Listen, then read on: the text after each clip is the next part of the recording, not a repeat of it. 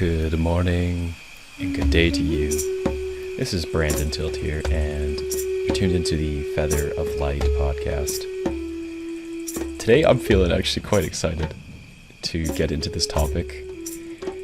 I almost didn't feel like I could adequately speak to this topic because there's just so much, I would say, technical stuff involved. And then I checked out a couple articles just to kind of give me a foundation, and I realized, yeah, this is going to be a deep dive. And I kind of activated this part of me that just really loves to nerd out about psychedelics, but also to draw from my personal experience drinking ayahuasca in Peru 8 times, and then additionally doing San Pedro and more ayahuasca when I was in Ecuador. So there was a lot of stuff that I really just didn't want to speak to anywhere with anybody.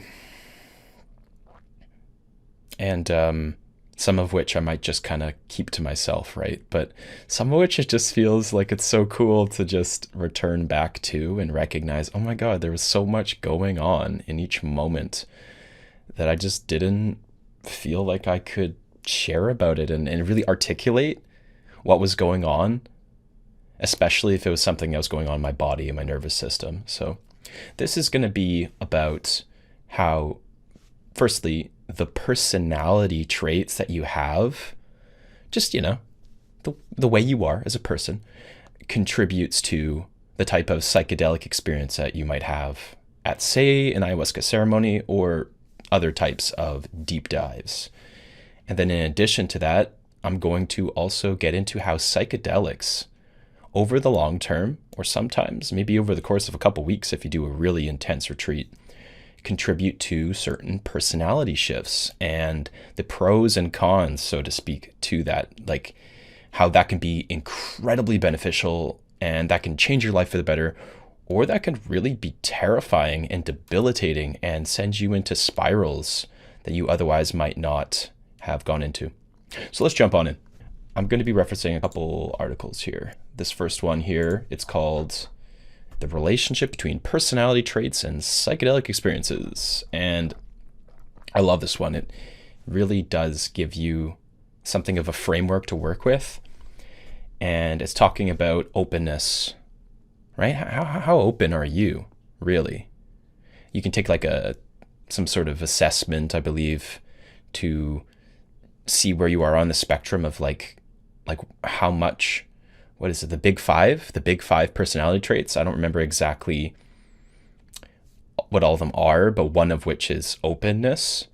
And I would say if you are somebody that's open to new experiences or open to different, let's just say, beliefs about the world and consciousness and all these things, your experience of plant medicine is going to be very, very different than somebody that has a very fixed, closed, narrow perspective about what reality is and what reality isn't. Maybe they're very secular. Maybe they've never really delved into psychedelics or have no interest in spirituality. And when they are entering these spaces, maybe they're coming into contact with something that someone with more of an openness to, let's just say, explore those ideas, they're going to kind of reach their wall, I'd say, a lot more quickly, and they're probably going to deem something that could actually be very transcendent as just, hey, this is just a hallucination and there's nothing more to it, right? My brain saw some things, my eyes got all funky, and now life kind of moves on in a way. There's a lack of willingness to explore that idea. So the way this article frames it is, first it starts with this idea of what's your motivation to use psychedelics, right? What's your how motivated are you, in a sense, to really go deep? And that's where it says the big 5 traits would also consider like how risk averse you might be. So how conservative, and using this in the sense of just like how much you would want to really pull back from the potential of going deeper into an experience. And I just recently reflected on this myself. So when I was in Peru, this Shipibo ayahuasca was no joke. Very, very strong medicine. Now, I kind of had to ease my way up to, I think my maximum dose was 1.5 cups. But typically for about 3 or 4 of the ceremonies, the first 4 ceremonies, I just drank like little half cups, just adding just a tiny little bit each night to kind of up the dose. But some folks in that container, they would just jump right in, right? They would drink 2, 3, 4 cups. Usually the people who drank 4 cups, they didn't feel the first 2, but like, some of these people were just ready to jump in and take that risk, and to hell with how that impacted their body or their mind. To me, I was pretty terrified in some sense, but I was also aware of, I don't know if drinking more actually equates to getting deeper into the experience. I don't know how much I actually need to drink, say, 2 cups. But that being said, if I was less risk averse, so if I was more open to jumping on in and taking that risk, maybe I would have drank the extra cup. And what I reflected on recently was someone posted on Facebook, they were like, what's one thing you would tell your 27-year-old self? And I was like, oh, do I really want to say it? Yeah, I'm going to say it anyway. Well, when I was 27, I was getting ready to go to Peru, right? I think I was 28, or no, I was 28 or 29 when I left Peru. And I would tell myself to drink that 1 extra cup. Just fuck it. Go from half cup to 1.5. Now, that doesn't sound like a lot, but that's a dramatic jump. But just take that extra cup while I was in Peru. I don't know which ceremony I would do it, but that was the thing I said I would tell my 27-year-old self. Drink that extra cup. And stop giving a fuck about what people think about you much sooner. So maybe immediately, as soon as you receive this advice, as soon as you're able to, talk to the future self, just stop giving a fuck about what anyone says or thinks about you more so. So, anywho, what's your motivation to use psychedelics? How open are you to explore that experience, and how risk averse are you when you are choosing your dose, or when you're considering that leap from a half cup of ayahuasca to like 2, 3, 4 cups, which I think is excessive, but everyone's experience of the medicine is very different. So this is cool. The article outlines contacting entities versus connecting to other people. And they say that, according to some study by Johnstad study, people with high levels of openness were the most likely to experience love, inner visions, and contact with non-ordinary beings and transcendent forces when tripping. Johnstad hypothesizes that these individuals' curiosity and open-mindedness may lead to them, quote-unquote, pursuing unusual and intense experiences when in an altered state. Yeah. I guess I can speak to this a little bit. I definitely felt like I met and interacted with certain things that I would consider are like external beings. And you know what? I'm open to kind of riff in this a little bit. The way I would experience these, what I would call plant spirits, wasn't like, you would see in these paintings, it's kind of like you see this like beautiful mosaic of animal, colorful kind of, depictions of these different transcendent dimensions. And it wasn't like that at all. I was like actually not seeing very much in most of my ayahuasca ceremonies, but I would experience these things that would float into my consciousness, and I could kind of see them, but it felt more like they were just like almost just like blobs of light that in the dark would appear more predominant, and it wasn't linked to, like, for instance, when you rub your eyes, there's like a degree of tension that's kind of causing these blobs of light, like it's like a hallucination in a way. But no, for me, it was just like I'm sitting there and I'm just watching these kind of clouds of dark light, you might say, just sort of float in. And they felt to me like they were forms of consciousness that were very clearly independent of, me and the people in the room. They were kind of like these things that I could just sort of sense were entering into the room. Like you knew, basically is I knew the moment when the room was just filling with spirits, and they weren't coming into like my awareness as a physical form that I could see and interact with, at least not until much later into one ceremony. But typically speaking, you just kind of sense them. And it felt to me like there was a form of communication where there was just like an altering of your thought process. So some people might just be like, this means nothing. This is nothing. This isn't significant at all. But to me, I very much felt like there was a beautiful level of connection to these entities. I understood, I would say, a decent amount about these plant spirits and the significance of how they operate and how they come in and communicate with the shamans and how the shamans communicate with them. They're their allies in healing. They understand how to clean based on the messages that they relay from the plant dimension. And like what was happening behind the scenes with shamans is likely a lot more pronounced versus kind of me in my 3-4 ceremonies of drinking this plant for the first time.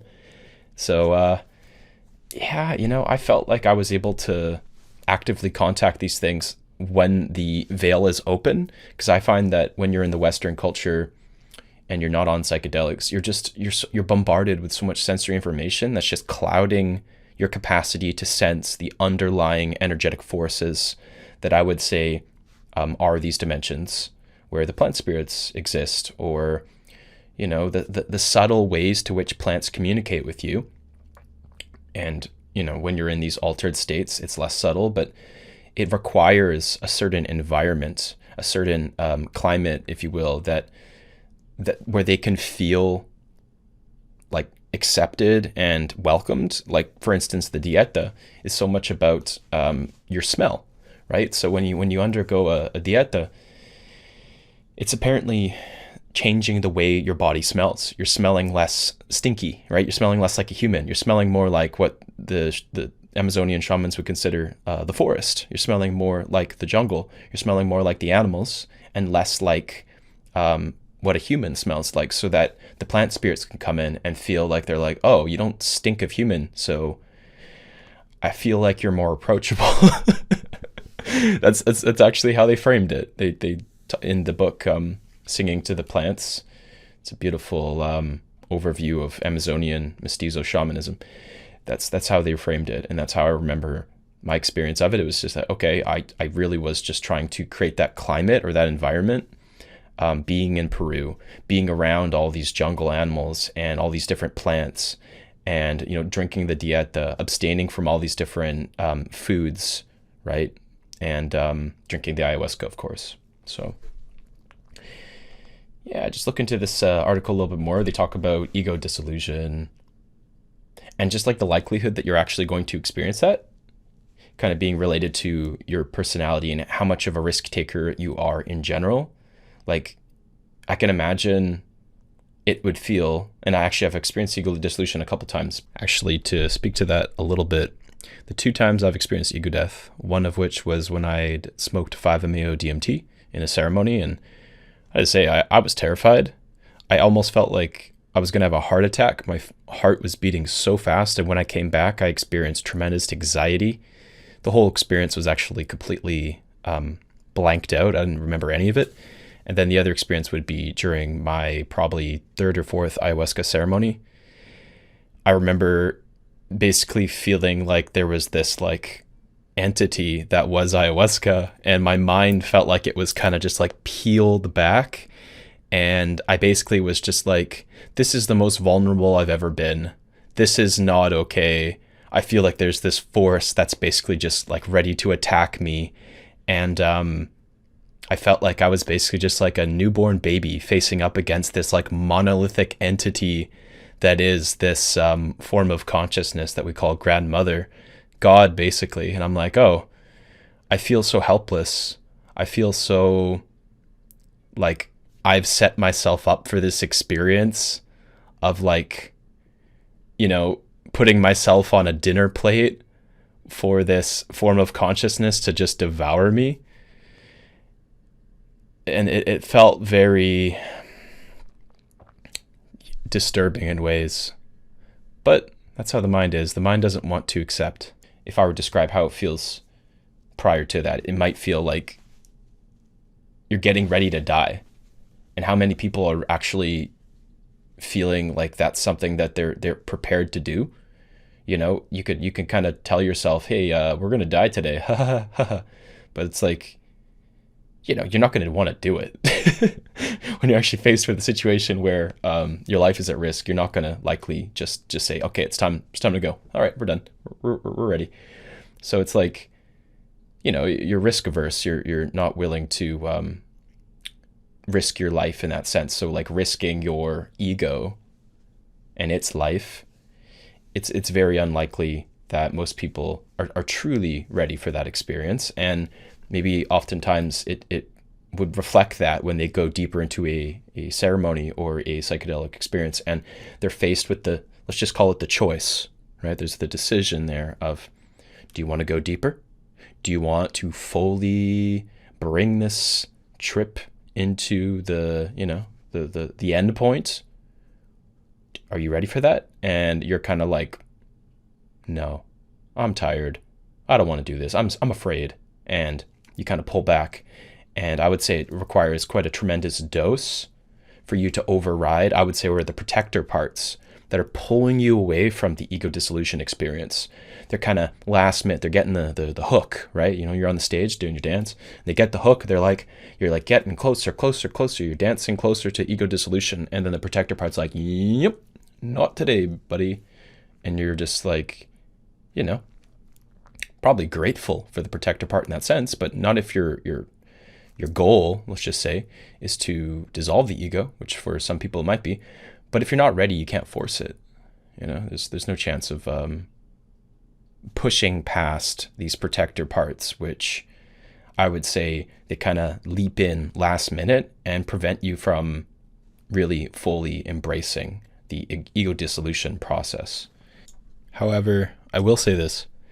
One of the values or benefits to working with your parts, such as the work that I bring clients into, is that you can actually dialogue with these protector parts. And I did so while I was on my second night of drinking ayahuasca. I remember dialoguing with my protector part before a ceremony and being like, hey, would you be willing to step aside and allow me to go deeper into this experience and maybe not paralyze me with so much fear and nervous system activation? And the protector part actually responded with something like this: no, absolutely not.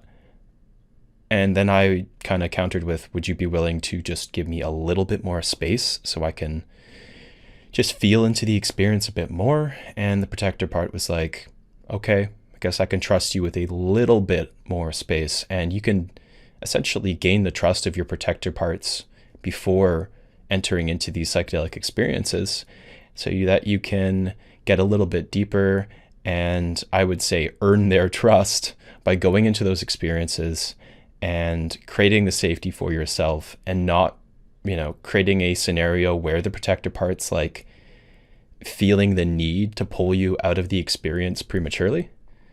So yeah, that's one of the incredible benefits to working with your parts, especially protector parts, is to show them that you can take care of yourself, and that when you're in these peak experiences, that it's nothing to be afraid of, and that you're capable of regulating your body and moving through those experiences in an empowered and self-led way. So another thing they speak to here is perception of faces, which I think is really quite interesting. I don't experience this a tremendous amount, but I've heard, especially with San Pedro, some folks have told me, some folks at the retreat were telling me how you would just look around and everything had faces. Trees had faces. Water had faces. The sides of the wood had faces, especially, right? Wood had faces. And people's faces were like totems or fractals, which is, I think, pretty common. But I remember seeing one of the shamans who was leading our San Pedro ceremony, and she had a face that I did not recognize. And I was kind of just like, ooh, who's that? And not in a bad way, but just kind of recognizing that, you know, you either see faces differently, or you might look around and nature starts to show you other faces right? It starts to show you maybe what are its real faces. Like you actually see the spirits of these nature entities. You know, I think that's a pretty cool consideration. And yeah, and then I think lastly, like certain personalities, especially those that have a heightened sensitivity to certain stimuli. Let's just say they say pain, caffeine, and hunger and loud noises. You know, people that rate that they're very sensitive to those things, they would have more of a, let's just say, a susceptibility to overwhelm when they're in a psychedelic state. And if someone, say, is just, let's just call them a highly sensitive person, right? That's a pretty commonly used term. So they're referring to HSPs, highly sensitive persons, and how taking a, let's just say a regular dose or a moderate dose might actually be equated to this same another person who's less sensitive taking a ridiculously high dose. And it's kind of like, do you really feel, you know, like you want to jump into what's, I guess, in your experience, a very, very high dose right off the bat? I would say it's not ideal to jump the gun and find that out after the fact that you took too high of a dose. And typically, not always, but typically too high of a dose leads to some kind of overwhelming paranoia or fear, or a type of psychosis that, by the way, is temporary. In almost every case, it's temporary, and you're gonna experience that for the duration of your ceremony or your trip, but then it goes away, and then you're able to make sense of and integrate that under that fear, right? That experience. But you know, sometimes just less is more. And I would say with ayahuasca, you can experience a lot of profound emotional releases. You can connect to your heart and purge. You can, you know, see some entities maybe, but not necessarily the whole plethora of, you know, the entire spectrum of different deities that you might want to experience. But it's like, you might not need to go deep into the void to really get what you're looking for. And I would just really encourage people to consider the type of personality they have, you know, their personality traits or their past experiences with psychedelics, or if they're a highly sensitive person, when they're preparing for ceremonies and when they're considering their dose. Because in many of these ayahuasca ceremonies, you choose. Sure, the shamans might be like, don't drink too much, but typically speaking, at least ceremonies I attended, the shamans don't really tell you how much to drink. They kind of leave that up to you. They don't recommend you start with too much, but they're kind of like, want to take 2 cups? Go for it. You know, I'm not going to stop you. Sometimes they'll use weaker ayahuasca if it's in a beginner, quote unquote, beginner retreat. So 3 cups might actually not do all that much. But that being said, you never really know how sensitive you are until you try it. So to jump into the other topic about, I would say this is a beautiful topic that I could explore from my personal experience, based on somebody who had a very, very different personality before taking psychedelics, right? When I was maybe 15, 16, I was just using lots of substances to cope with everyday life. I was a little bit unhinged. I went to a lot of raves. I didn't take my health very seriously. I had very little relationship to spirit. My personality was kind of selfish in ways. I was a teenager, right? I was a teenager. I went to alternative school, so I was kind of like a rebel. And I don't think I was a very conscious person in a lot of ways. And over the years of taking mushrooms, taking acid, and then eventually building up to taking DMT, not drinking it, smoking it for the first time when I was probably 24, there was a tremendous shift. And of course that gradually unfolded. Started, you know, when I was like 16, 17, and I still was using psychedelics around age 27. Depends what you consider a psychedelic. Ayahuasca maybe a little bit later, but I stopped using, say, mushrooms and acid and stuff like that a couple years before going to Peru and drinking ayahuasca. So it's kind of when I decided I was done for now, for the most part, I would say, completely with psychedelics. So then looking at this article, I love how they frame this. They're looking at openness. They're looking at basically the 7 ways that the personality changes after using psychedelics. So number 1 is increased openness. Number 2 is heightened empathy. Number 3, deeper self-awareness. Number 4 is decreased materialism. Number 5 is enhanced creativity. Number 6 is increased compassion. And number 7, lastly, is lasting positive changes in one's life. First one is increased openness.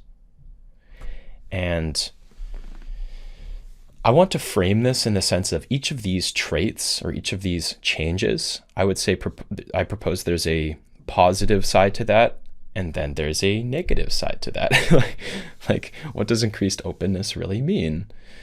Obviously, when I was referring to, I don't know, maybe there's an openness to change your beliefs. Maybe there's an openness to try new experiences. Maybe there's an openness to experience your emotions differently, or go and try new things and meet new people. That's good openness. That's pretty awesome. But I would say there could be a quote unquote shadow to this. Increased openness might actually lead you astray at times, right? You might be more open to, I don't know, putting yourself in challenging situations or meeting people.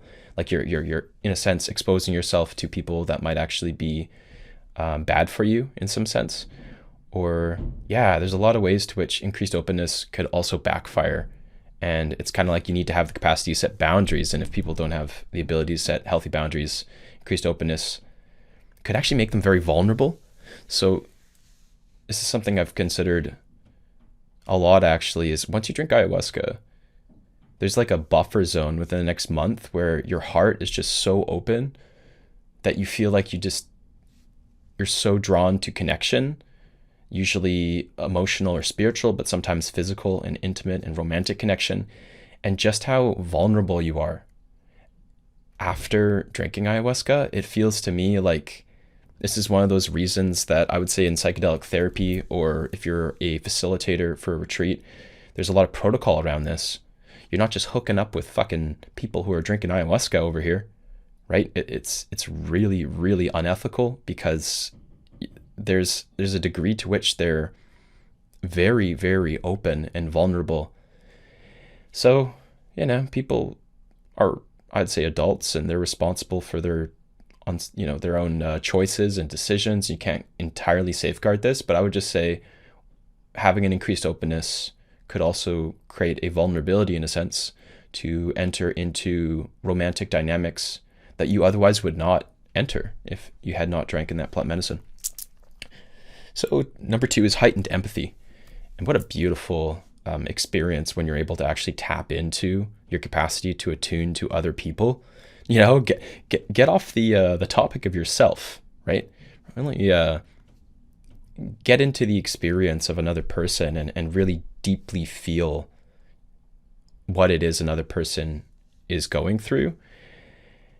And if anyone here is a HSP, highly sensitive person, as I was mentioning earlier, this can be a blessing and a curse, though, right? Like, heightened empathy could be so, so beautiful, but then there's this thing called vicarious trauma, where if you take on the emotional experience of somebody and you feel it too intensely, this can actually cause a form of PTSD. This can actually cause this stuff to get stored in your body, and then you're taking on their emotions and internalizing them as your own, right? We have these things called mirror neurons in our brain, and that's what's responsible for empathy.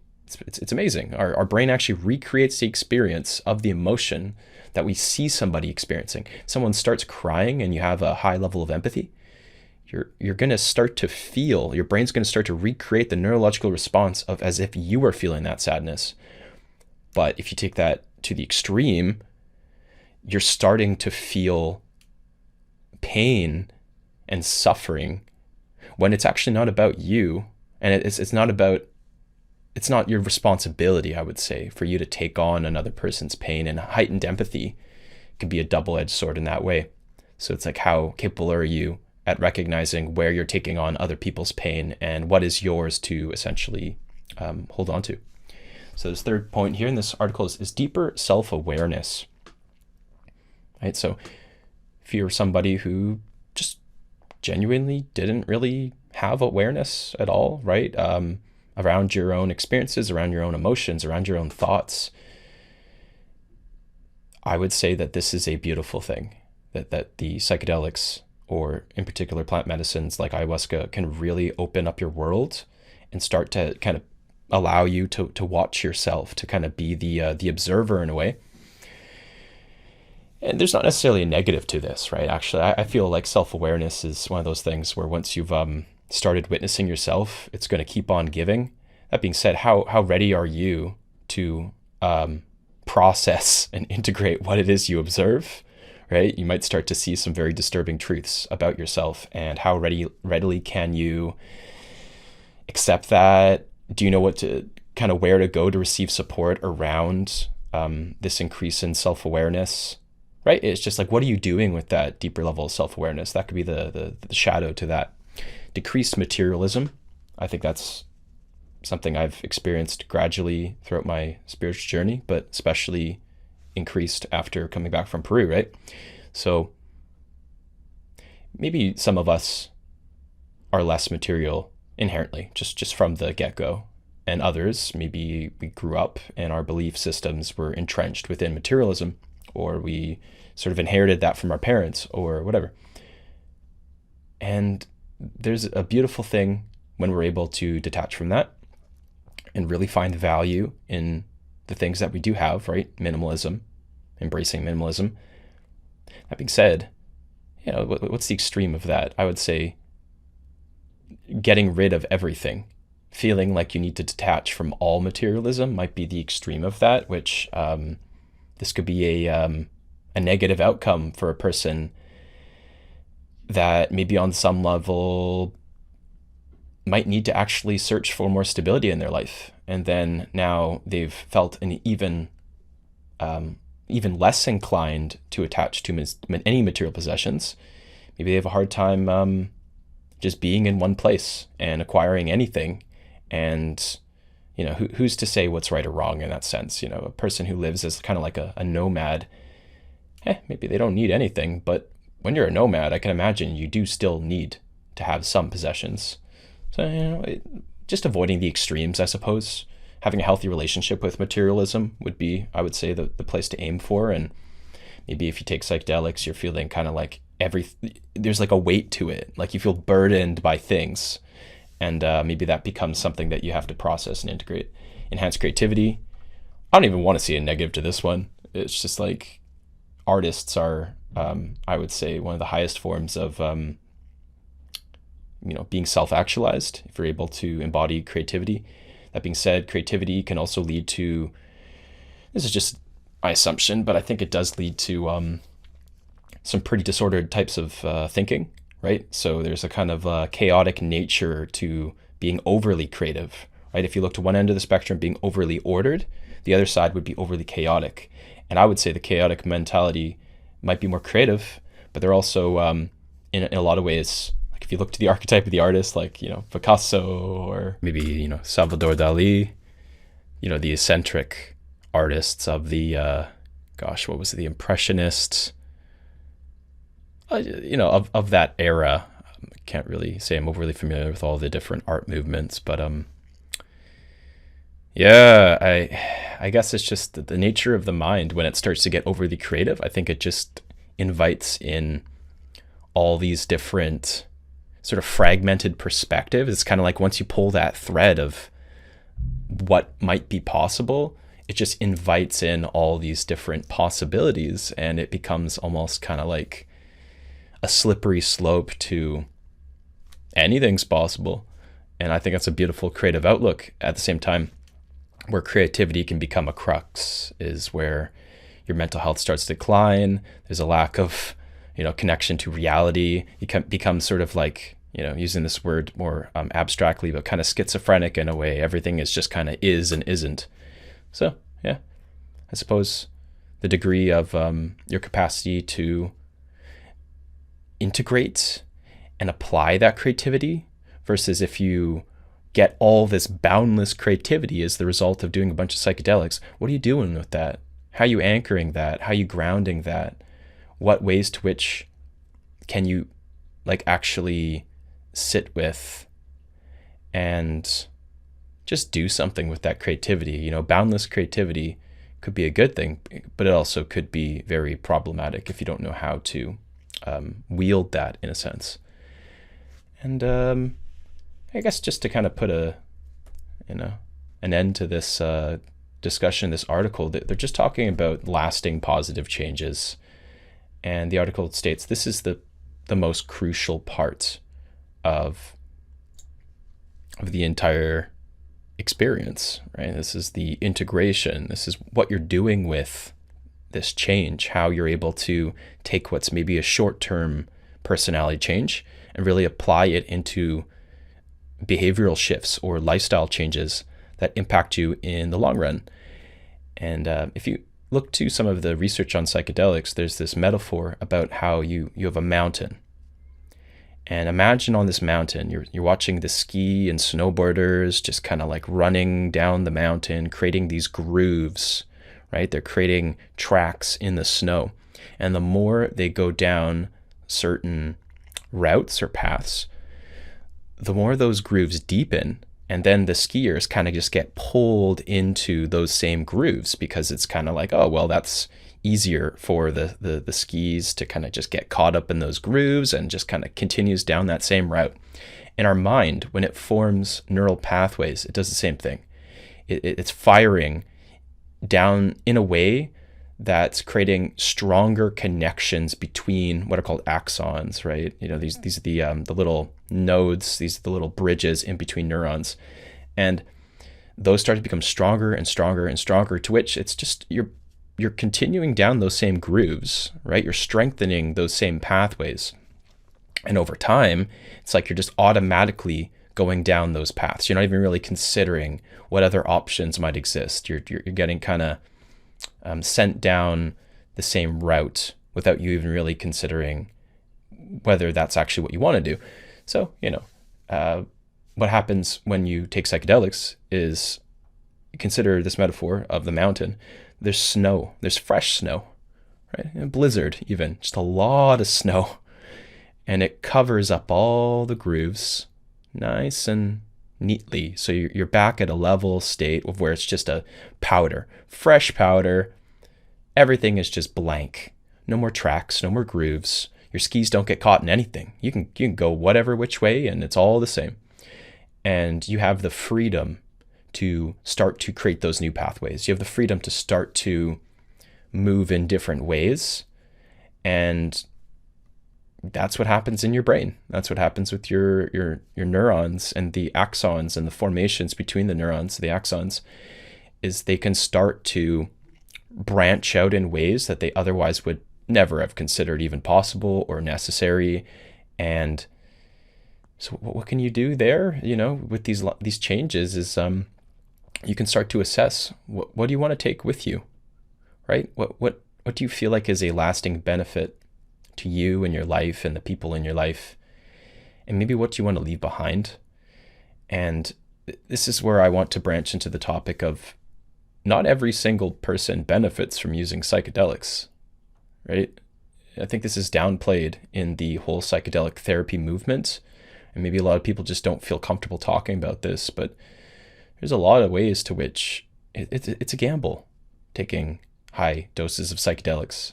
And oftentimes people go into these experiences and they have a mix of different experiences, right? It's not just overly positive. It's not often overly negative, but the personality changes that are the result of that can also be varied. So I would say I've experienced a tremendous impact of taking mushrooms or acid over the years, but it's hard to say what degree to which that was all positive. I started to consider the personality I had over the last 5 years, when I was like in my early 20s into my late 20s, I'm kind of wondering what of that was the result of me continually returning to taking psychedelics over the course of, 5-6 years, probably taking a variety of different psychedelics, and just recognizing that like it's not always a good thing to have more openness, as I'm saying, or to increase your level of empathy, or to have a heightened level of creativity. There's some kind of not necessarily consequence, but there's always something that's kind of like the negative to the change. Like the change creates this ability to have a lasting positive impact. It's not all sunshine and rainbows doing this deep work. And oftentimes you need to take breaks in between doing peak experiences and having windows where you're sober and just maybe talking to a therapist or a coach or something, just taking space for yourself to integrate. That is, I would say, one of the ways to which you can actually have some degree of autonomy over how the psychedelics change who you are. So, I think it's worth the journey. I think it's worth the risk. I'm open to these things. I've always been open to these things, right? And I will always, on some level, be open to new experiences that are going to give me a new perspective about the world. And I'm really excited and grateful that I have that personality, and I've had that cultivated through doing psychedelics as well, further cultivated.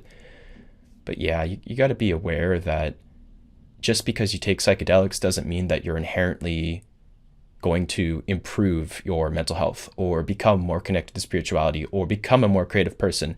It's not like these things are guaranteed, and sometimes it can do the exact opposite. Sometimes it can make you feel more closed off from people. Sometimes they make you feel less creative, as the result of maybe something that's challenging for you, creates creative blocks or something.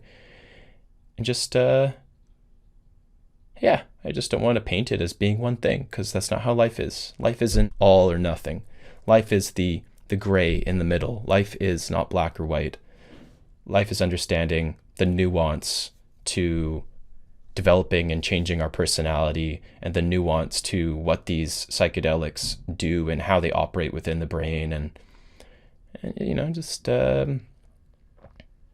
reflecting on it, continually assessing and setting goals around like the kind of person you want to become, the kind of values you want to embody in your life, and ultimately, at the end of the day, what it is.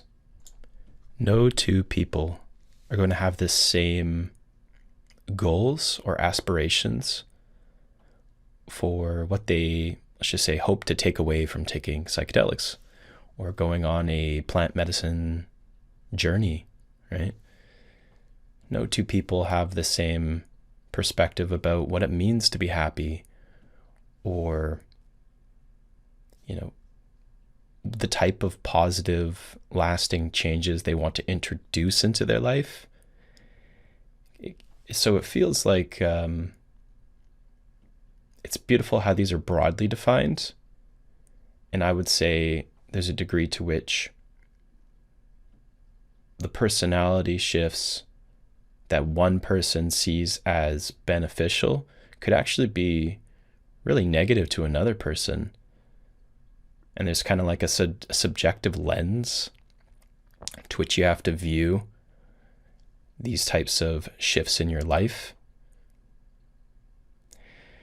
I remember when I considered the idea of drinking ayahuasca, I proposed this thought to a colleague of mine when I was studying psychology, and he wanted to become a neuroscientist, and probably is a neuroscientist now, but he's studying to become a neuroscientist. And I considered the idea of, hey, there's this thing I want to do in the Amazon, and it seems pretty intense. He's like, ayahuasca? What? I've heard some bad stuff, man. That messes with your nervous system. It changes your brain. And that kind of left an impact on me. I was like, oh my God, do I really want to do this thing? Do I really want to change my brain? Yikes, that sounds scary. It sounds like a lot.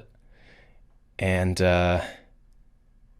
to this day, I still kind of consider where it's like, did I mess with my brain too much? You know, such an interesting theory around like, what if I didn't do that thing? What if I didn't continue down this path? And you know what? I have no regrets whatsoever. But there is this kind of idea of what is your end goal, I suppose? What are you willing to sacrifice or risk to attain that end goal? Right? Are you one of these people that you're seeking enlightenment, and is everything else just kind of like a means to an end to attain enlightenment? All the tribulations, all the suffering, the removal of everything that's kind of getting in the way of that thing. Or does living a spiritual life look very different to you than being an ascetic and living on the top of a mountain, meditating for 5 to 10 hours a day, and following very strict governed rules within a certain ashram or temple? So I guess that's another beautiful thing, is that we have the ability to choose where these peak experiences and changes to our mind and changes to our personality and shifts in our nervous system, where that's taking us, and the type of person we want to become as the result. So I guess if you could take away anything from this experience of this podcast, what kind of person do you want to become? Do you need psychedelics to become that type of person? Are you willing to make the sacrifices that are required to become that type of person with or without psychedelics? How might psychedelics play a role or factor into, right, like whatever it is you're trying to achieve? So these are some big questions. And I would say these are helpful questions to ask yourself before you jump into a peak experience or before you attend a retreat. And then afterwards, just reassessing and checking in with yourself. Am I going down the path I want to? Is that something that even matters, right? Was my perspective of what the path was before even really relevant at all? To end this episode, I'd like to leave you with a quote, which is taken from The Joyous Cosmology, Adventures in the Chemistry of Consciousness, a book by Alan Watts. So, quote, "Psychedelic experience is only a glimpse of genuine mystical insight, but a glimpse which can be matured and deepened by the various ways of meditation in which drugs are no longer necessary or useful. When you get the message, hang up the phone, for psychedelic drugs are simply instruments like microscopes, telescopes, and telephones. The biologist does not sit with one's eye permanently glued to the microscope. They go away and work on what they have seen." So thanks for tuning in, and I hope you have a great rest of your afternoon. Take care for now. And just to let you know some of the things that I'm doing in this community. First and foremost, if you're looking for one-on-one counseling, I offer counseling applying parts work as well as art therapy techniques. I'm also going to start creating group containers. Some of these containers will be looking at integrating plant medicine. Other containers will be helping teach people about applying parts work in their own personal life. So if you're interested in any of these offerings, please reach out over Facebook, Instagram, or you can email me at featheroflightcounseling@outlook.com. Thank you.